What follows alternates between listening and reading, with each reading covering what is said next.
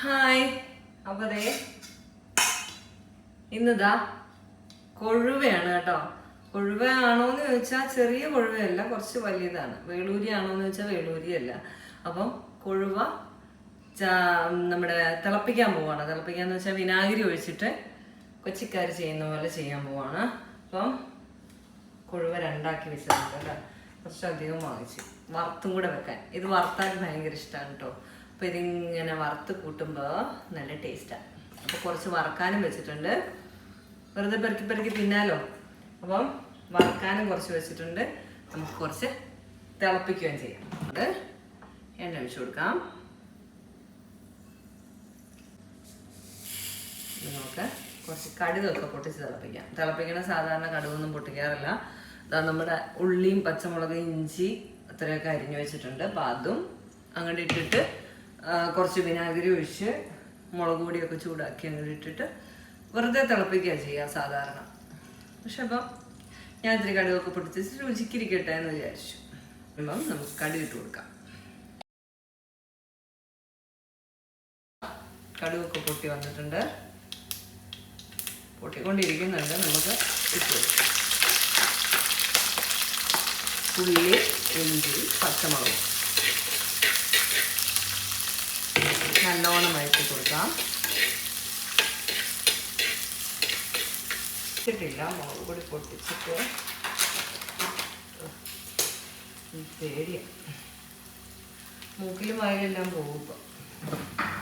ഇപ്പം മുളക് പൊടി ടിന്നിലോട്ട് ഇട്ട് കൊടുത്താൽ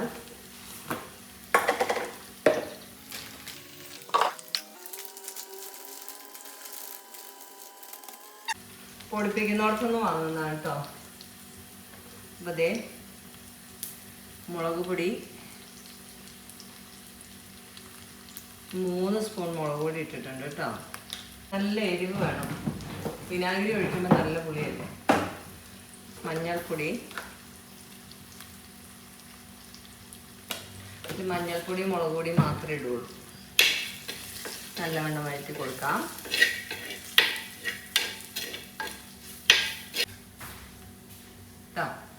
വെള്ളം ഒഴിച്ചു കൊടുക്കാം. ചട്ടി പൊട്ടിന്ന് തോന്നുന്നു. ടിക് എന്നൊരു ഒച്ച കേട്ടു. എന്തായാലും അതിലേക്ക് ഉപ്പിട്ട് കൊടുക്കാം.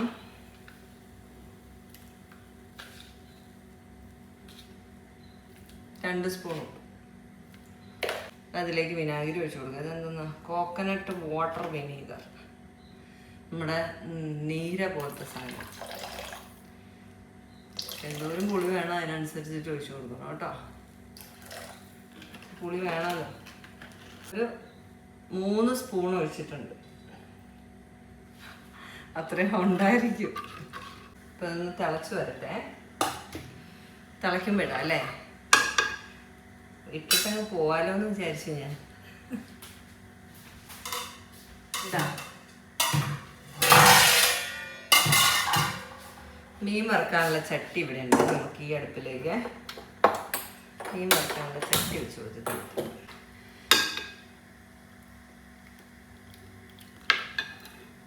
പുളി ഉണ്ട്, കുറച്ചുകൂടി വേണം. കുറച്ച് പുളിയും കൂടെ ഒഴിച്ച് കൊടുക്കാവേ. അല്ലെങ്കിൽ മീനും കൂടെ ഇട്ട് കഴിയുമ്പോഴത്തേക്ക് ആ പുളി അങ്ങ് താന്നു പോകും, അല്ല കുറഞ്ഞു പോകും. മീൻ വറുക്കാനുള്ള ചട്ടി ചൂടായിട്ടുണ്ട്. എണ്ണ ഒഴിച്ചു കൊടുത്തു. കറിവേപ്പില ഇട്ട് കൊടുത്താൽ നല്ലതാണ് കേട്ടോ. ഞാൻ എടുത്തോണ്ടുള്ള കറിവേപ്പില കിട്ടും. എടുത്താൽ ഇത് അധികമൊന്നും ഇടാൻ പറ്റത്തില്ല, കുറച്ചിടാൻ പറ്റും. ഇതാ മൂടി വെച്ച് കൊടുക്കാവേ, കൊണ്ട് കറിയല്ലേ.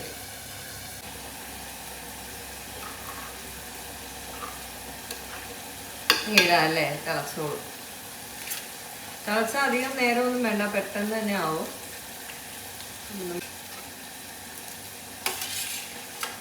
ഇത് ഫുള്ള് വറുത്തേക്കണമെന്നും പറഞ്ഞ് കൊണ്ടുവന്നതാ. ഞാൻ കുറച്ച് കറി വെച്ച് കഴിഞ്ഞാലേ ചാറൊഴിച്ച് കൂട്ടാലോ ചോറിനൊക്കെ.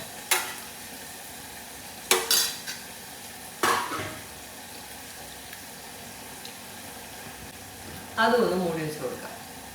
പെട്ടെന്ന് തിളക്കട്ടെ. തുടങ്ങിയിട്ടുണ്ട്.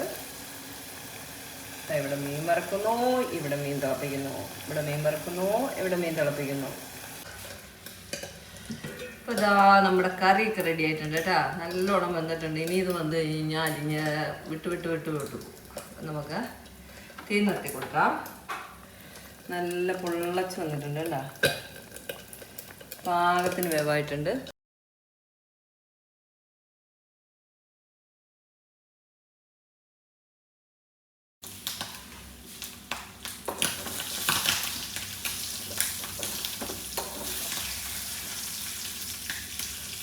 പൊടിയെന്നായിപ്പോയി.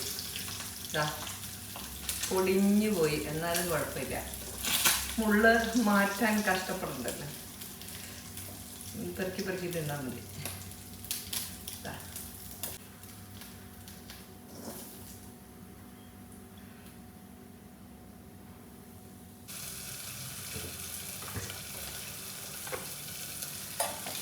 കുറച്ചും കൂടെ എണ്ണ ഒഴിച്ച് കൊടുക്കാവേ. ഒരു ട്രിപ്പ് കൂടെ വറുക്കാനുണ്ട്. തീ കൂട്ടി വെച്ചാൽ പെട്ടെന്നാവും.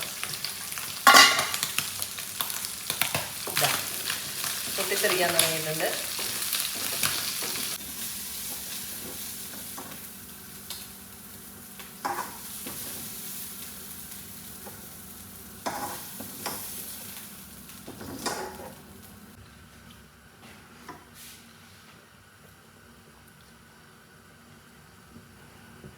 നല്ലോണം ഡ്രൈ ആയാൽ മുള്ളു വരെ കഴിക്കാം കേട്ടോ.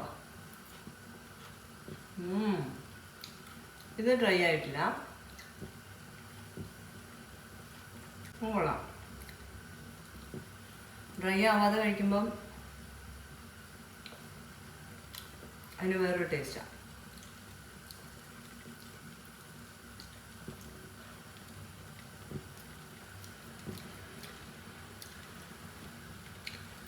അടിപൊളി.